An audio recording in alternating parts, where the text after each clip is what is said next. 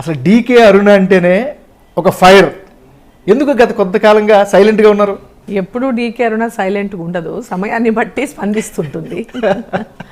ఊరికే అరవను కదా, సమయాన్ని బట్టి స్పందిస్తాను, సమయాన్ని బట్టి మాట్లాడతాను. ఏదైనా సమయం వచ్చినప్పుడు మాట్లాడితేనే దానికి ఒక అర్థం ఉంటుంది, ఎప్పుడు పడితే అప్పుడు మాట్లాడితే అర్థం ఉండదు. అంటే జనరల్గా డీకే అరుణ నేచర్ అట్లా కాదు కదా, ఒక్కసారి ఏదైనా పాయింట్ వస్తే దడదడలు ఆడించేసే వ్యక్తి కాబట్టి గత కొన్నాళ్ళుగా సైలెంట్గా ఉండడంతో మీ అభిమానులు కావచ్చు లేకపోతే మాలాంటి మీడియా వాళ్ళు కావచ్చు ఎప్పుడు మళ్ళీ అరుణ్ గారిలో ఆ ఫైర్ చూస్తాం అనుకుంటారు కదా. అంటే లాస్ట్ టైం అసెంబ్లీలో నేను లేను కాబట్టి అందరూ చాలా మంది చెప్తారు అసెంబ్లీలో మీరు లేరు, మేము మిస్ అయ్యాము, అసెంబ్లీలో మీలాంటి వాళ్ళు మేము చూడలేకపోతున్నాము, అసెంబ్లీ చూడబుద్ధి కావట్లేదు కూడా చాలా మంది చెప్పేవాళ్ళు. చాలా మంది కూడా ఎక్కడికైనా వెళ్ళినప్పుడు మేడం అసెంబ్లీలో కనపడట్లేదు మేడం, అసెంబ్లీ అంత చప్పగుంటుంది అని అంటారు. సో గట్టిగా మాట్లాడి మీరు వస్తే చూడాలనిపించేది అంటారు. లాస్ట్ టైం అసెంబ్లీలో నేను లేను కాబట్టి ఆ యొక్క ఏమంటారు లోటు కనిపించింది అభిమానించే వాళ్ళకి అందరికి కూడా. ఈవెన్ మొన్న ఎన్నికల్లో కూడా మీరు పోటీ చేయట్లేదు అన్నప్పుడు చాలా పెద్ద వైబ్, దాని తర్వాత మీకు ఎవరైనా చెప్పారా, అడిగారు? మా కాన్స్టిట్యున్సీలో చాలా మంది పోటీ చేయనన్న తర్వాత చాలా బాధపడ్డారు కూడా. అంటే నాకేంటంటే పార్లమెంట్ చేయాలని ఒక కోరిక ఉండింది. సో విత్ ఇన్ షార్ట్ టైంలో మళ్ళీ ఎన్నికలు ఎంబడే ఉన్నాయి కాబట్టి మళ్ళీ పోటీ చేసి మళ్ళీ గెలిచి మళ్ళీ దాన్ని రాజీనామా చేసి మళ్ళీ మళ్ళీ పార్లమెంట్కి చేయడం అనేది అవసరం లేదేమో, ఒకటి పార్లమెంట్కి చేద్దామని అనుకొని పోటీ చేయలేదు. సరే చాలా ప్రజలు గద్వాల ప్రజలు చాలా మేడం పోటీ చేయలేదు అంటేనే చాలా డిసప్పాయింట్కి గురయ్యారు. చాలా రోజులు దాంట్లోంచి వాళ్ళు కోలుకోలేదు కూడా. మరి లోక్సభ ఎన్నికలు సమీపిస్తున్నాయి, ఏ విధంగా సన్నద్ధమవుతున్నారు? ఎన్ని సీట్లకి ఈ పార్టీ టార్గెట్ చేసుకుందంటే ఏం చెప్తారు? ఎన్ని సీట్లకి అంటే అత్యధిక స్థానాల్లో గెలవాలని. ఇప్పుడు 17 పార్లమెంటు స్థానాలు నేను తెలంగాణలో, అత్యధిక స్థానాల్లో భారతీయ జనతా పార్టీ గెలవాలనేటటువంటి టార్గెట్తోనే ఈరోజు వెళ్తా ఉన్నాం ముందుకి. సో తెలంగాణ రాష్ట్రంలో గతంలో ఎన్నడూ లేని విధంగా, అంటే యాక్చువల్గా మొన్న అసెంబ్లీ ఎలక్షన్లకు ముందు కూడా భారతీయ జనతా పార్టీ తెలంగాణలో ఆల్టర్నేటివ్ అని భావించారు ప్రజలందరూ. సరే మళ్ళీ రిపీట్ చేయకుండా సమ్ రీజన్స్తో సరే కాంగ్రెస్ పార్టీ అధికారంలోకి వచ్చింది. కొన్ని కారణాలు Congress party and BRS party చేసినటువంటి ఆరోపణలే కావచ్చు, లేదంటే చేసిన బద్నామే కావచ్చు, లేనిపోని బట్టగాల్సి పైన వేయడమే కావచ్చు, అనేక రకాలుగా భారతీయ జనతా పార్టీ బాగా పెద్ద ఎత్తున తెలంగాణ పుంజుకుంటుందంటటువంటి ఒక భయంతోన ఆందోళనతోన లేనిపోని అపవాదులు ఆరోపణలు భారతీయ జనతా పార్టీని చేయడం వల్ల అది విపరీతమైనటువంటి యాంటీ ఇన్కంబెన్సీని క్రియేట్ చేసింది కూడా భారతీయ జనతా పార్టీయే. బీఆర్ఎస్ పార్టీ పైన వ్యతిరేకతను మొత్తం కూడా ప్రజల లోపల ప్రజల లోపల ఆ అవగాహన కల్పించింది కూడా భారతీయ జనతా పార్టీనే. సో అది కాంగ్రెస్ పార్టీ ఎలాంటి గట్టి కృషి చేయలేదు ఆపోజిషన్ పార్టీగా. సో భారతీయ జనతా పార్టీ అనేక పోరాటాలు చేసింది.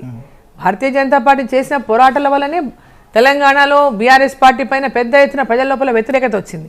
ఆ వ్యతిరేకతను చివరికి వచ్చే వరకు కాంగ్రెస్ పార్టీ కొన్ని కారణాల చేత బొటాబొట్టి మెజార్టీతో అధికారంలోకి వచ్చింది. సో ఇప్పుడు ఈ ఎన్నికల్లో ప్రతి ఒక్కరు కూడా డిసైడ్ అయి ఉన్నారు, ఎట్టి పరిస్థితుల్లో ఈ ఎలక్షన్లలో భారతీయ జనతా పార్టీకి ఓటేయాలి, నరేంద్ర మోదీ గారు మళ్ళీ ప్రధానమంత్రిని చేయాలి, వారే ఉండాలనేటటువంటి ప్రజల్లో కనిపిస్తున్నారు స్పష్టంగా. మరి మీ వరకు మాట్లాడుకుంటే మీకు లోక్సభలో అడుగు పెట్టాలనేది మీ కోరిక. 2 సార్లు ప్రయత్నించారు, సరే ఏదైనా కారణాలు కావచ్చు విజయం సాధించలేకపోయారు. మరి మూడోసారి ఖచ్చితంగా గెలుస్తారా? ఖచ్చితంగా గెలుస్తాము, ఎలాంటి అనుమానమే లేదు. ఎందుకని, ఎట్లా, ఏ నమ్మకం? నమ్మకం ఏంటంటే ఒకటి మోడీ గారి చరిష్మా ఉంటుంది. మోదీ గారి చరిష్మా, మోదీ గారి మళ్ళీ ప్రధానమంత్రి కావాలని ప్రజల లోపల ఉంది.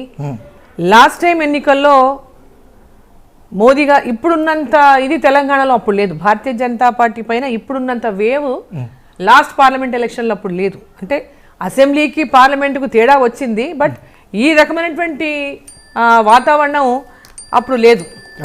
సో దాంట్లో ఇప్పుడు అనేక కారణాలు, దేశంలో నరేంద్ర మోదీ గారి పాలన కావచ్చు, ఈ దేశాన్ని అనేక క్లిష్ట పరిస్థితుల్లోంచి కోవిడ్ లాంటి మహమ్మారి నుంచి కాపాడమే కాకుండా ఆర్థికంగా ఎలాంటి అంటే ఈ దేశాన్ని ఇది కాకుండా ఆర్థిక స్థితిగతులు ఏమాత్రం క్షీణించకుండా దీన్ని స్టేబుల్గా చేసి ఈ దేశాన్ని ఒక ప్రపంచ దేశాల్లో ఒక అత్యధిక డెవలప్మెంట్ అవుతున్నటువంటి దేశంగా ఈరోజు నరేంద్ర మోదీ గారు తీసుకుపోవడమే కావచ్చు, ఈ దేశానికి ఒక భద్రత కల్పిస్తారు, రక్షించగలుగుతాడు అంటే నరేంద్ర మోదీ గారు అనేటటువంటి ఒక నమ్మకం కావచ్చు. ఈ దేశం యొక్క అభివృద్ధిని కాంక్షిస్తున్నటువంటి వ్యక్తి నరేంద్ర మోదీ, పేదవారి యొక్క అభివృద్ధి గురించి ఆలోచిస్తున్నటువంటి వ్యక్తి నరేంద్ర మోదీ అని కానీ, యువతలో కానీ ప్రతి ఒక్కరిలో కూడా ఈరోజు నరేంద్ర మోదీ గారు మళ్ళీ ప్రధానమంత్రి కావాలనేటటువంటి ఆలోచన ఉంది. సో లాస్ట్ టైం నేను పోటీ చేశాను, చాలా తక్కువ సమయంలోనే భారతీయ జనతా పార్టీలో చేరిన తక్కువ సమయంలోనే ఎన్నికలు జరిగినాయి. హార్డ్లీ 15 days ఉండొచ్చు. సో దాంట్లో లాస్ట్ టైం వచ్చినటువంటి ఓట్ల శాతమే కావచ్చు, జిల్లా వ్యాప్తంగా ఆ ప్రజల లోపల మాకున్నటువంటి సంబంధాలే కావచ్చు. సో అనేక కారణాల చేత మంచి ఓటు బ్యాంకును తక్కువ సమయంలో సాధించగలిగినాం. గెలుస్తామనుకున్నాం కానీ తక్కువ బికాజ్ ఆఫ్ ఇమ్మీడియట్గా సింబల్ని ప్రజల్లోకి తీసుకెళ్లడంలో సమయం సరిపోలేకపోవడం వల్ల లాస్ట్ టైం ఓడిపోయినాము. సో ఈసారి తప్పకుండా పార్టీ అధిష్టానం అదికి అవకాశం ఇస్తే తప్పకుండా 100% అంటే 200% గెలుస్తామనేటటువంటి నమ్మకం ఉంది. ఎందుకంటే ఈ ప్రశ్న అడుగుతున్నాను, మీరు చాలా సీనియర్ పొలిటీషియన్. ముఖ్యంగా మొన్న జరిగినటువంటి ఎన్నికల్లో, అసెంబ్లీ ఎన్నికల్లో మీ పార్లమెంట్